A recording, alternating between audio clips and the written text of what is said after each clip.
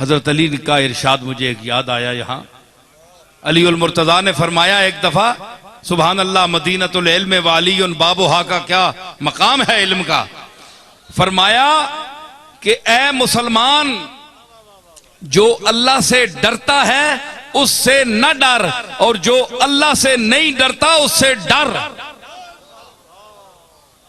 पूछा गया मौला इसका मतलब क्या है? फरमाया जो अल्लाह से डरता है वो कभी तुझ पर जुल्म नहीं करेगा,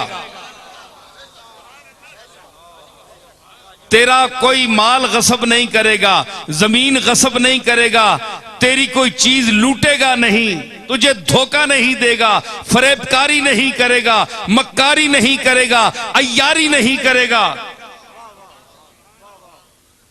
और जो अल्लाह से नहीं डरता उससे डर।